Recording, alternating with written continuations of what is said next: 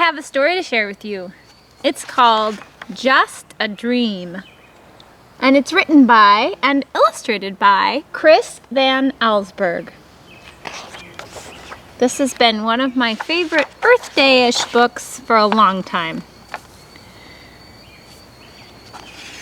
As usual, Walter stopped at the bakery on his way home from school. He bought one large jelly-filled donut, and he took the pastry from its bag, eating quickly as he walked along. He licked the red jelly from his fingers, and then he crumpled up the empty bag and threw it at a fire hydrant. At home, Walter saw Rose, the little girl next door, watering a tree that had just been planted. "It's my birthday present," she said proudly. Walter couldn't understand why anyone would want a tree for a present. His own birthday was just a few days away. "And I'm not getting some dumb old plant," he told Rose. After dinner, Walter took out the trash. 3 cans stood next to the garage. One was for bottles, one for cans, and one for everything else. As usual, Walter just dumped everything into one can. He was too busy to sort through the garbage, especially when there was something good on TV. The show that Walter was so eager to watch was about a boy who lived in the future.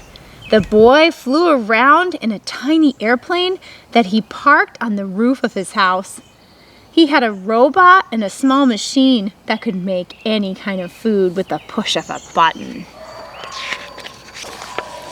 Walter went to bed wishing he could live in the future. He couldn't wait to have his own tiny plane, a robot to take out the trash, and a machine that could make jelly donuts by the thousands. When he fell asleep, his wish came true. That night, Walter's bed traveled to the future.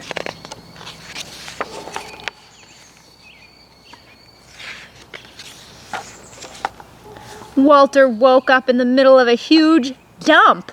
A bulldozer was pushing a heap of bulging trash bags toward him. "Stop!" he yelled. The man driving the bulldozer put his machine in neutral. "Oh, sorry," he said. "Didn't see you."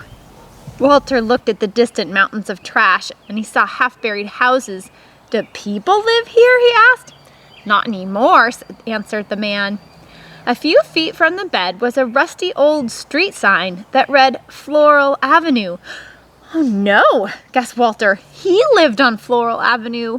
The driver revved up his bulldozer. "Well," he shouted, "back to work."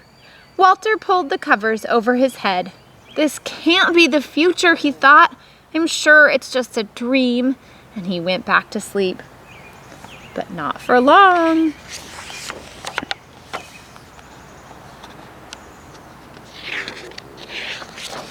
Walter peered over the edge of his bed, which was now caught in the branches of a tall tree. Down below, he could see 2 men carrying a large saw. "Hello!" Walter yelled out. "Hello to you!" they shouted back. "You aren't going to cut down this tree, are you?" Walter asked. But the woodcutters didn't answer. They took off their jackets, rolled up their sleeves, and got to work. Back and forth they pushed their saw, slicing through the trunk of Walter's tree. "You must need this tree for something really important," Walter called down. "Oh, yeah," they said, "very important." Then Walter noticed lettering on the woodcutters' jackets. He could just make out the words, "Quality Toothpick Company." Walter sighed and slid back under the covers.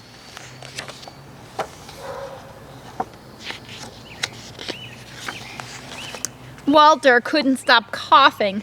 His bed was balanced on the rim of a giant smokestack. The air was filled with smoke that burned his throat and made his eyes itch. All around him, dozens of smokestacks belched thick clouds of hot, foul smoke. The workman climbed out of one of the stacks. "What is this place?" Walter called out. "This is the maximum strength medicine factory," the man answered. "Gosh," said Walter, looking at all the smoke. "What kind of medicine do they make here?" "Wonderful medicine," the workman replied, "for burning throats and itchy eyes." Walter started coughing again. "I can get you some," the man offered. "No thanks," said Walter. He buried his head in his pillow, and when his coughing stopped, he fell asleep. But then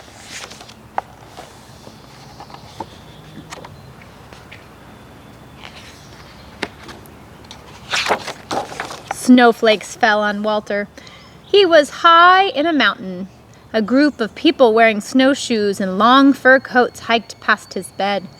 "Where are you going?" Walter asked. "To the hotel," one of them replied.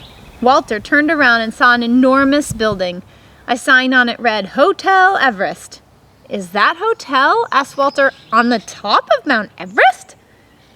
"Yeah," said one of the hikers. "Isn't it beautiful?" "Well," Walter began, but the group didn't wait for his answer. They waved goodbye and marched away. Walter stared at the flashing yellow sign and crawled back beneath his sheets. But there was more to see.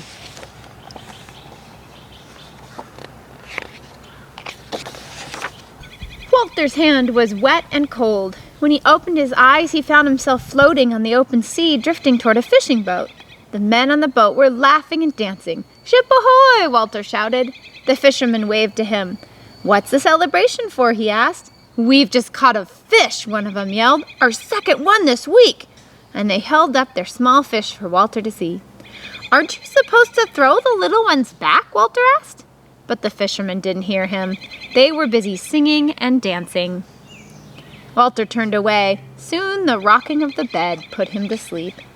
But only for a moment.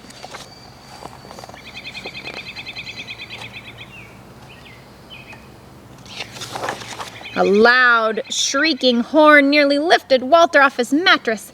He jumped up. There were cars and trucks all around him, horns honking loudly, creeping along inch by inch. Every driver had a car phone in one hand and a big cup of coffee in the other. When the traffic stopped completely, the honking grew louder and louder. Walter could not get back to sleep. Hours passed and he wondered if he'd be stuck on this highway forever. He pulled his pillow tightly around his head. "This can't be the future," he thought. "Where are the tiny airplanes, the robots?" The honking continued into the night until finally, one by one, the cars became quiet as their drivers and Walter went to sleep. But his bed traveled on.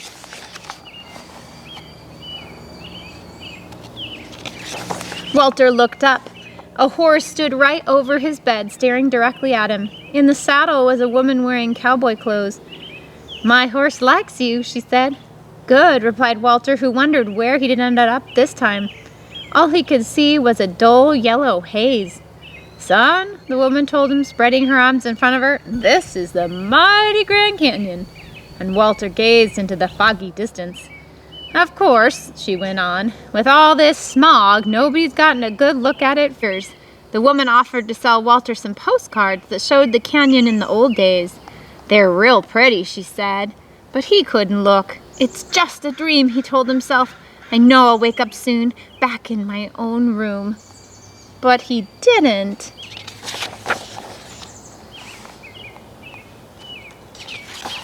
Walter looked out from under his sheets. His bed was flying through the night sky.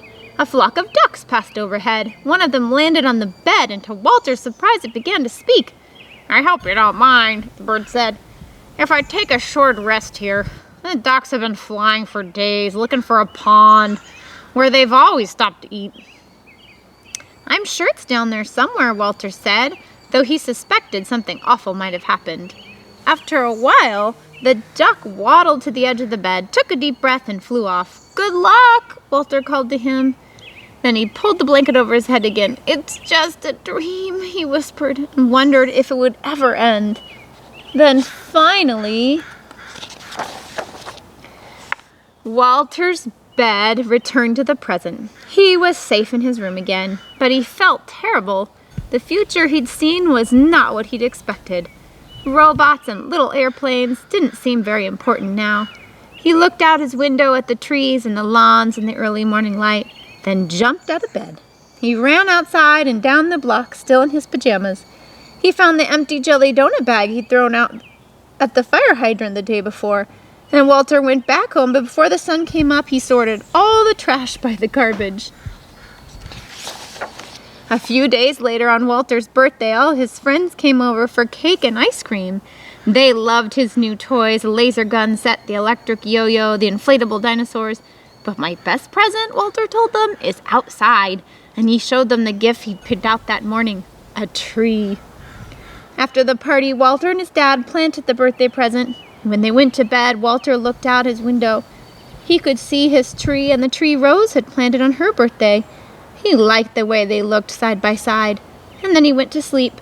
But not for long, because that night Walter's bed took him away again.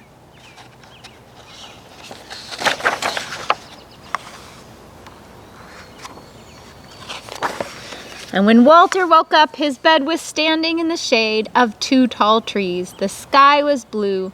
Laundry was hanging from a clothesline, flapped in the breeze. A man pushed an old motorless lawnmower. This isn't the future, Walter thought. It's the past. Good morning, the man said. You've found a nice place to sleep. Yes, I have, Walter agreed. There was something very peaceful about the huge trees next to this bed. The man looked up at the rustling leaves. My great-grandmother planted one of these trees, he said when she was a little girl. Walter looked up at the tree's leaves too and realized where his bed had taken him. This was the future after all, a different kind of future. There were still no robots or tiny airplanes. There weren't even any clothes dryers or gas-powered lawnmowers. Walter lay back and smiled.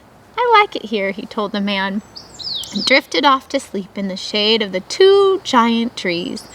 The trees that he and Rose had planted so many years ago. Thank you for listening to Just a Dream and for sharing this story with me.